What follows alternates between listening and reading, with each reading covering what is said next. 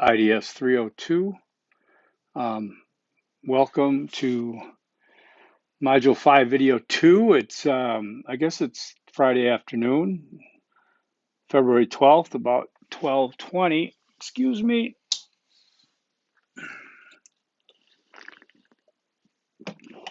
Coke Zero, not beer. Um, let's talk about things. Let's see, what do we got? 302. Ooh, yeah, I was excited about this. Okay, so as I've always talked about and get enthusiastic about being better consumers of knowledge and, discerning knowledge, things like that. A couple of things. Well, first of all, on a kind of an alternative topic, a little bit, I guess, but there is I'm going to include the links again. This one here, um, ASU alum with a passion for the planet Gift School of Sustainability with endowed scholarship. I'm going to pass that along because I know there's students in my class that have a great passion for sustainability and that topic. And so I'm going to include that. Let's go to the next one. I saw,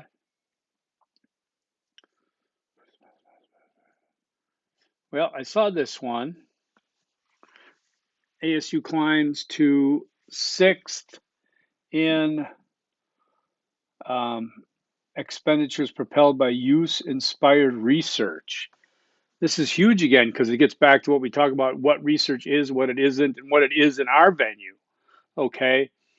And use-inspired research means exactly that. It's research that has been inspired by, people using things, I guess. I mean, but it's number 26 overall public institutions out of 405. It's a good article. I'm going to include this. I don't want to get in too far into it for your perusal. Then I want to get into, doggone, I don't know if I didn't have all the links for this, but I found an article.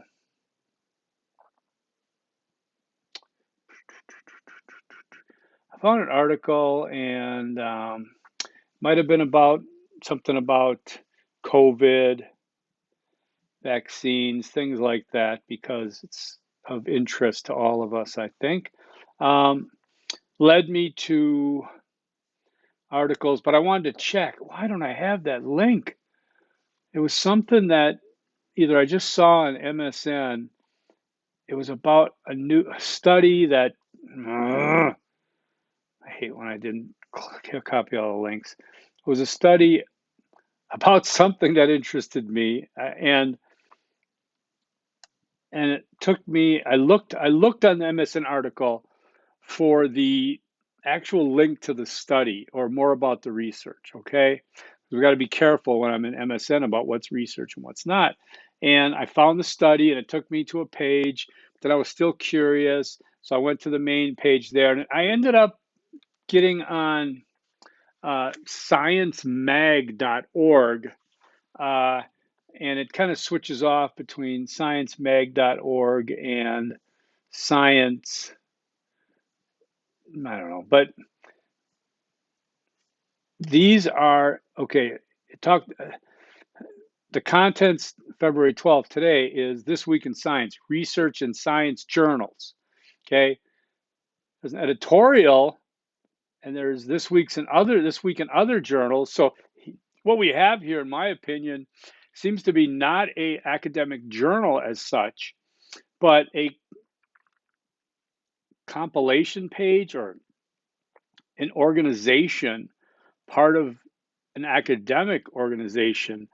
And this is a page, Science Mag, that they compile things and they talk about things. And I noticed some locks here. So there's obviously either a membership type of entry to that. But this is how I go about checking sometimes. Like, for example, I had a colleague send me an email with like, hey, it was like a string of email forwarding from whoever. And it said, wow, we finally may be onto something here with solving the world's energy problem. And it was a picture. It was a video, supposedly by Volkswagen. I think it's Korea Volkswagen, I know it's a German car, but this happened to be a Korean car designed in a Volkswagen Korea that levitated on magnets or something, and it was like a ball. And it just went through the city, and people were like, "Holy cow, look at this thing! It's amazing!" And you're looking at it going, "Oh my God!" Well, of course, I look at it and go, "Hell no!"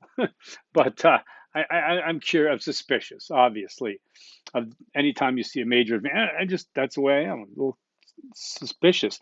So I do some quick searching around the internet because it's great to have that. And I find the exact same video and I find it saying it's great, but it's fake.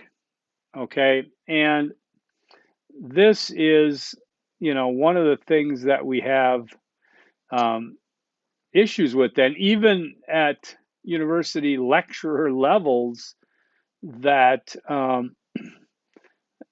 that look at these things that what are we buying into here and why and I actually I want to show you this thing.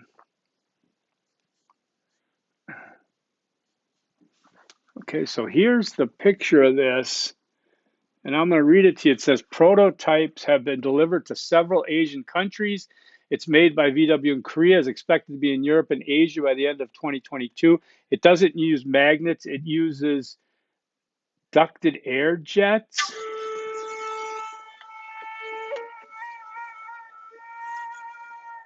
You can see this.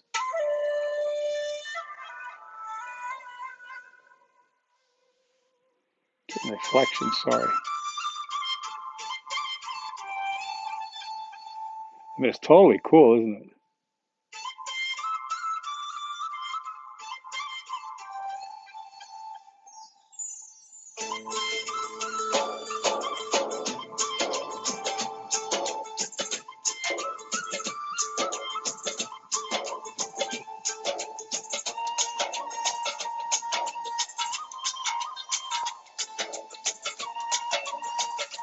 And onward we go. I can't really include the link to this, but okay, so that's what someone sent someone, and then someone sent Hope for Mother Earth, and then someone said check it out, and then I put an end to it with this Volkswagen HOV car concept in China is fake, but still cool. Okay, so it's fake, but but it's a concept car, and that's just great CGI, what have you, and concept cars are very important because if you look at the concept cars from the 50s or the 60s, we're getting past those, and it's always predictions or looking at concepts. Be great if that works. And I read the article about what is real about the conceptual idea of it compared to this going out like one of these things that, oh look, blah, blah, by it. There ain't no way they're going to be out by end of 2022. It's absurd. So, but people will see that, not really look close, pass it on, looks great. I don't like doing that. I mean, I just don't. I think that we should be a little more careful what we and make sure we discern and make sure we look at the reality of it. Yes, it's awesome, and it's a concept car. Many of you who like cars that have looked at, you see concept Corvettes and concepts this, and I remember back my love for my Jeep started in 1977 when I was Daytona Beach, Florida for spring break. I wasn't in college, but I went with a couple of buddies and saw this Jeep back then. They were like CJ5, CJ7, whatever, and big balloon tires. I fell in love with it. I'm 19 years old. I fell in love with it. And I wasn't even 19. I was still 18, I think. And I took all these little pictures of my 110 camera. I still have the photos. I still have them in my glove compartment to honor my vehicle. And then I just dreamt for 45 years or 42 years where I got it. But in the meantime, I'd follow it kind of cursory on the side. And I noticed one time there was a concept Jeep that had four doors and had this. I'm like, oh, blow my mind. Well, guess what happened? Like 2000 and what was it, 5, 12? I don't know. I was walking in Tempe and Mill Avenue. I was like, oh my God, there's a Jeep with four doors. Oh my God, I got to have it. So I have it now. But everything, I mean, nothing happens until something moves, and everything we see that's kind of man-made or whatever, It all started with an idea. Yes, my plants didn't start with an idea, but maybe they did. But everything starts with an idea first. There's a great idea, and move it through. So I think it's very pertinent in terms of us that we talk about our research. And I don't want to delete that. Okay, so I thought that was pretty cool. So some of that was pretty cool. Pretty cool. All right. So let's just go with Easter egg number one right away. Research is useful to us.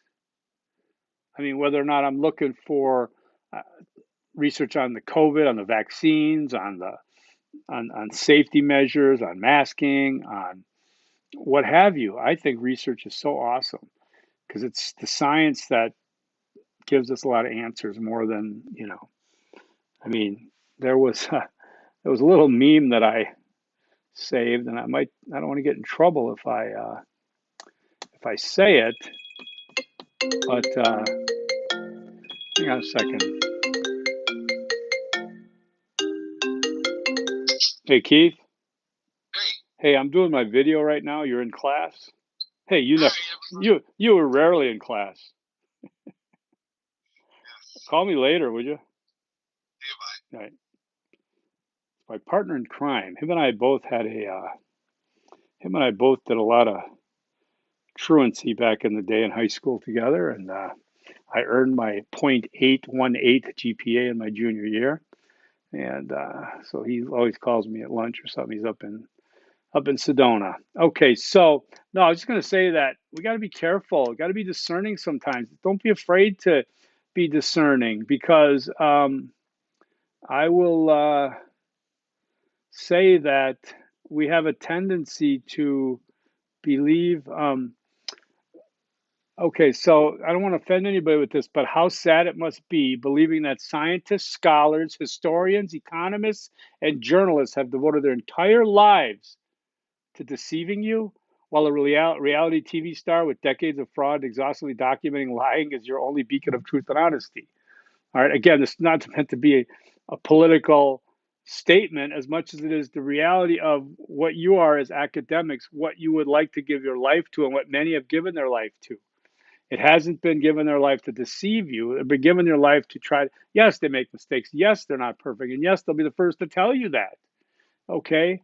So I want us to come out of here being better consumers of knowledge, if nothing else. Okay? Because frankly, you may never do research again, right? But you'll know what it is when you see it. Okay? So let's go on to disciplines versus concentrations. This came up in my 301 class where they were doing a maps assignment and like my concentrations aren't disciplines. Can you explain blah blah blah? Well, yeah, let me give a quick rundown on that. We're interdisciplinary, and so the foundational word in there is disciplines. And disciplines are silos of learning. We've talked about that. We reread these things. Are have their own parameters in a box. So if you have their own theories, concepts, the way they like to do things, research methods, etc. Okay, and they're disciplines. You get a degree in them.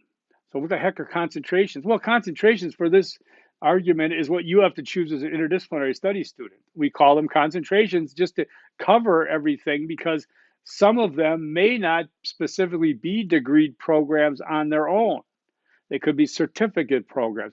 It's very rare that it isn't. Like I think one of my concentrations is human rights. I don't believe that ASU had a human rights degree at the time. Okay, I don't know if they still even do now, but it's a concentration, is it? But it still can be looked at as a discipline.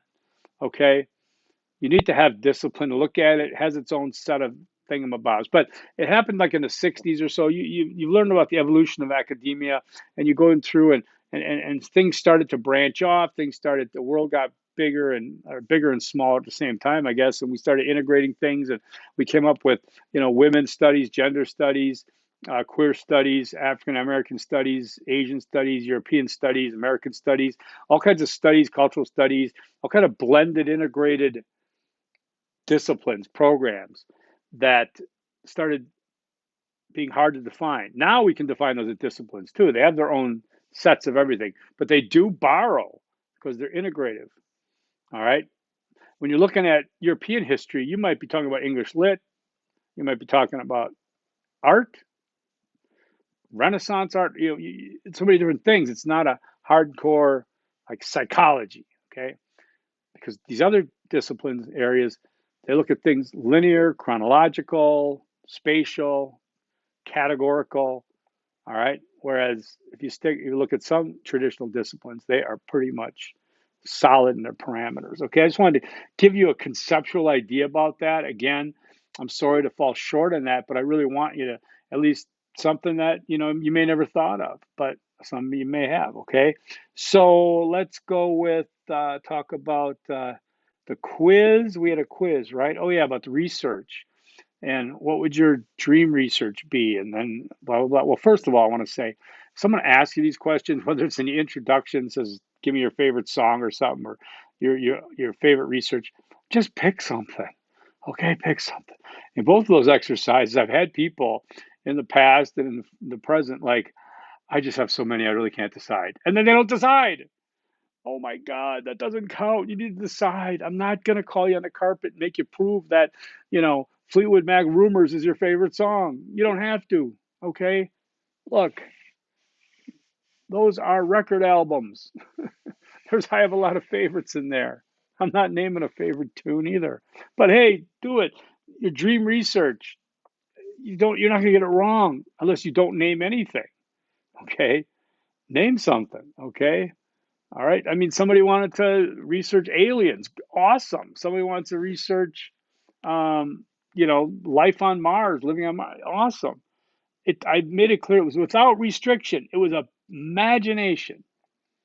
I want to spend my life researching Bigfoot because I think Sasquatch is real, and we got a whole TV channel devoted to it, which I love to watch sometimes or have on the background because if Bobo hears a knock in the woods, everybody freezes on their night vision goggles, looks around, and oh my God, that's Squatch. It's a Squatch. There could be another animal. I just loved it. It's so funny. And then, of course, you got the guy with the scientist with the hair and everything talking about crop circles. I love it. It's entertaining. It's mind blowing in a sense that it's expanding our knowledge. Okay. We don't have to believe it constantly. With consideration. I read not Isaac Asimov. I don't know who. Oh, Heinrich von somebody who did Chariots of the Gods back when I was a kid. Oh, what a book. It was like, oh my God, first time somebody ever wrote about this, you know, correlating old pictures and old paintings and old carvings and old things, correlating it to spacecraft. Wow, it was awesome. Egyptian. So, anyways, it's fun to do that kind of stuff, I think. Okay, so I was going to say that. So if somebody asks you to pick something like this, just pick it. It's not going to be wrong. Okay. Um, let's get into. I got these notes. It's so ridiculous. Okay, if you're doing I know what it was in that quiz that you submitted in Word. Okay, if you gave me each of those in one paragraph each, I can't stand it. It's not fair. Think of other people. Don't just slap something down. Think about how your writing is. Think about when you're taking a breath and you're changing a little bit on the topic and you're moving into something else. If you're answering that first question, your dream research, okay, you're going to talk about the little general idea about it, why you like it. Take a breath, new paragraph. This is what I would need to do it or whatever. Okay. Same with the second one. Talk about your current.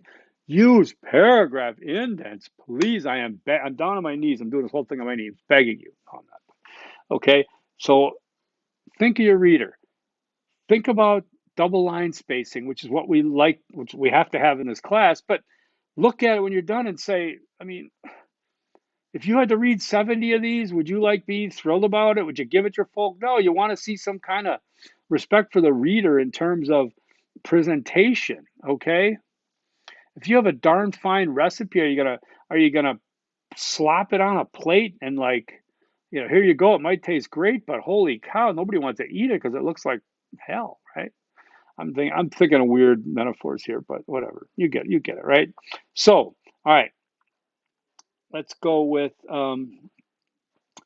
Easter egg number 2. Format is always a consideration.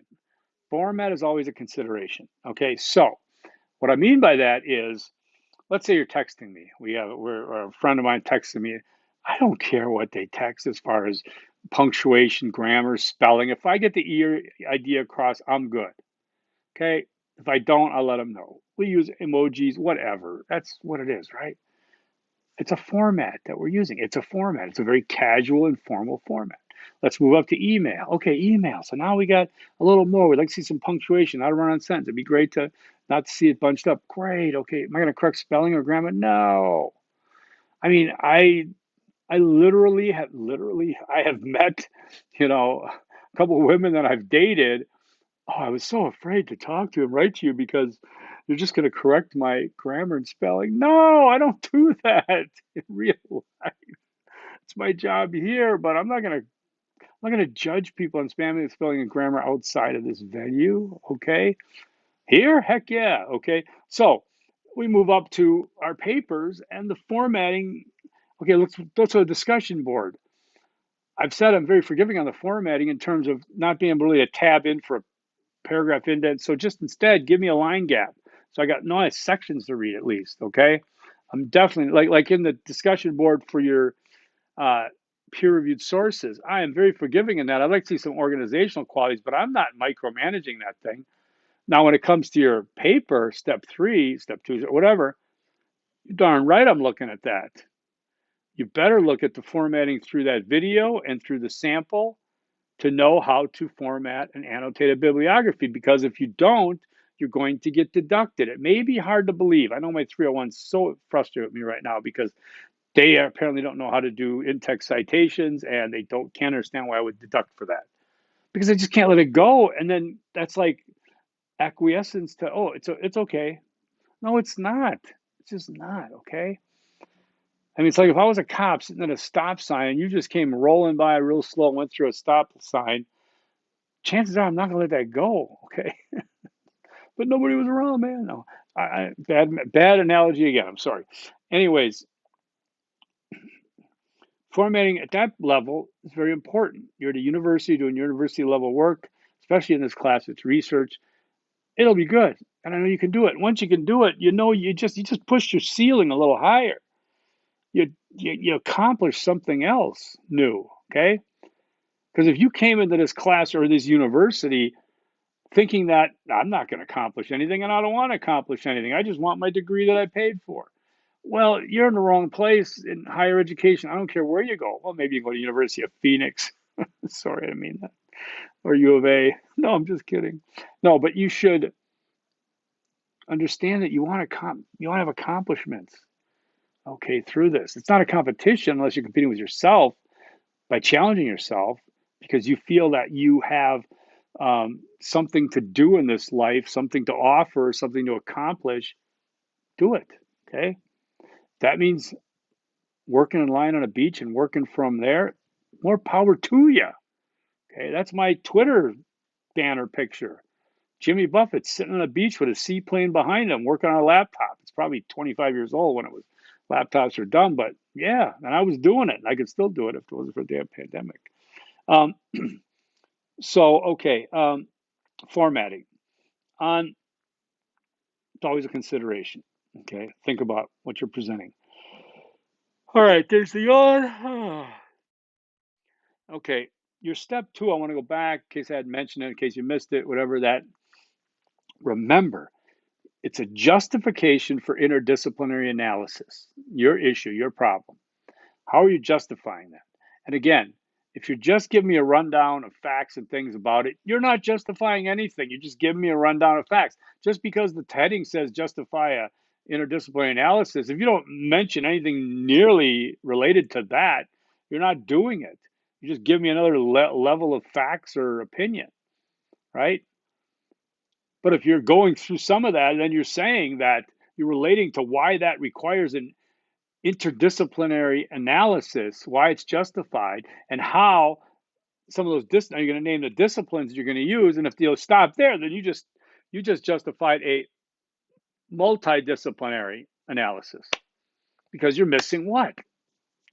I'm not even going to say the word because if you need me to say it, you have you have missed a lot of class. Okay, so think about that when justifying an interdisciplinary analysis in step 2. Now I said this in 301. I'll keep saying it in my classes until I keep evolving and changing. But Please, please, I beg of you, use the sample, but do not use the sample as a template. Do not think that your paper has to mimic that paper exactly. And when you do that, you're going to get it full points because that's the sample. That's what he must like. I've said it before. Samples are crap. They're not always the best. They're the best representative I have, but I'd love yours to be my next sample. That makes it even better. Okay. It's a good sample, but it has errors to it, it has mistakes. I know that. We're human, we're undergrads. Okay. You do not take that and think of it as a checklist. If your life was just a checklist, you wouldn't learn anything. You would continue to fall back on what you did yesterday or what was done yesterday. All right. Now, it'd be like, I'm not going to start recycling. I've never recycled before. What good is that going to do anybody? If I just do what I'm doing, I'll be fine. Same with the paper. Come on. Impress me. Show me something. Use that as a guide. You see the sections. Everybody's got logistical, experiential, and whatever the other one is. And I'm just like, my mind is blown because I've created this monster of logistical, experiential, and something else in the limitations when I just would like someone to think of something else better that would work there. Improve it. Go ahead. I challenge you to make it better. Okay. My biggest successes in life have been to turn something upside down. I talked about it the other day about Jackson Pollock and breaking the rules. I think I did it in this class. I showed you Jackson Pollock's paintings. They're just splatters of paint for whatever reason, and he's got a, but he knows the rules about art and painting, and he broke the rules. You don't get credit for breaking the rules. You didn't know what the rules were in the first place. You're just being sloppy. Okay, so my point is that okay, back when I was a newspaper circulation manager in the early '90s, late '80s, that was back when paper boys were a thing, and we didn't have the internet, so people got daily newspaper delivered at their door. And we were in city of Milwaukee, Milwaukee Journal, and it was for years since I was a kid. I was a paper boy when I was 12. I got a job later in life when I was like in my late 20s, early 30s. And I was circulation manager, and I had these paper boys, and they were doing their routes out in Brown Deer, Wisconsin, and everything was great until it wasn't, because you got kids. What do kids do? Kids get sick. What do kids do? Kids don't care in many cases. And I had a job to do to get 3,300 people their paper every day. So what did I do? I looked at my territory and I said, this territory differs from a territory in Milwaukee on the northwest side where I grew up, because that was where you houses were right next to each other. You'd walk, put a paper in the door, you keep going, blah, blah, blah. My territory, Brown Deer, bigger lots, streets with no sidewalks, mailboxes, blah, blah, blah. So you end up looking at it differently. And I'm saying, how can I better be efficient, be more efficient here? Well, I like to think that I started this whole movement of no more paper boys. Guess what I got? I got adults. I made that job. Sorry, I'm trying to get my watch on my charger. There it is. There it is. I decided to improve it. I didn't just go, well, that's the way we always did it. We always had paper boys. Paper boys get sick. I got to do their paper route. Paper boys don't collect. They don't pay their bills. They get fired because they're independent contractors. But I got adults who wanted to make some money. I got adults that had an old mail Jeep on the other side. I had adults that next thing you know, instead of like 45 paper boys, I had like 5 adults that were doing like 1,000, 800, 600, 800 papers a day each. And they were making some good money back then, independent contractors. And we used to joke because all these other managers have their little team meetings and they'd go to like, Chuck E. Cheese's with their paper boys and stuff. And they always joke with me saying, man, Fair, you could have your meeting in a Denny's booth. And it's almost true. And eventually it caught on. And eventually, well, we had more adults than kids, and eventually we had less paper because of the internet. But my point is that I streamlined this baby. Okay. I didn't just take it for what it was. So I'm just trying to make that comparison that sometimes you got to step out of that comfort zone, take a look at something with different eyes and how you might be able to improve it. It might be right in front of you. It might be a nuanced thing, but you do that, okay? And I could name you other issues, and I won't do that now, of course, because we're at 29 minutes and these things go forever. I had 2 long videos today. Okay, so remember that, did I say, I said Easter egg number 2, right? Okay, formats. Okay, so remember step 2 needs to be IDS, not multidisciplinary. It needs to justify interdisciplinary action, okay? For step 3, And the discussion you're doing now, I think I have, I'm going to double check on this. I'm sorry because I had a question just this morning that came up and I forgot to write what I was going to say in here. So let me look at it now. The discussion, peer reviewed sources. I have, okay, you'll notice I have different scores for 2 disciplines or 3 disciplines. I don't have anything for 1 or 4 or 5 or whatever. I have 2 disciplines and 3 disciplines. Remember what I said, for your papers to really impress me and be successful, best success, you're going to have to use 3 disciplines, 3 concentrations. You go back to what I said. Okay. For this exercise in this discussion board, I just tell you what I'll give you if you get up to 4 journals for 3 disciplines, because that's your ideal. I'll give you extra credit. 4 journals for 2 disciplines, just get standard. And effectively, you're going to have to look at another one if you really want to do good in this class.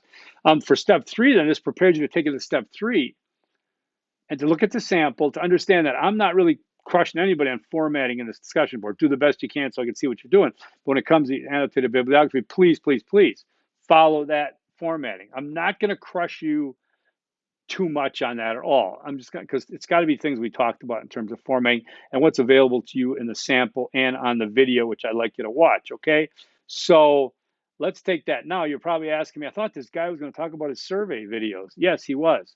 Ooh, okay. Benevento playing Bologna right now. All right. So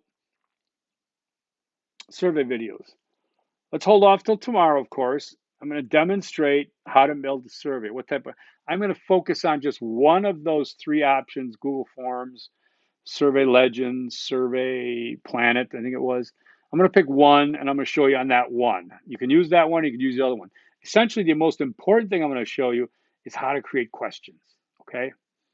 And then I'd like you to get to that, and I'll talk more, especially in the opening of Module 6, Video 1. And I do reserve the right to give you extra videos if I can think of stuff, because I like this better than typing things out. You know that. All right, 32 minutes. You guys really put in extra time today. Easter egg number 3 is use 3 disciplines. Okay, use 3 disciplines. I say forks up. By the way, I got out of the hospital okay. They knocked me out for hours and hours. I find out everything on Tuesday, but they didn't have anything urgent enough to keep me in. So I'm thinking it's just going to be a formality. I'm happy. Forks up. Peace.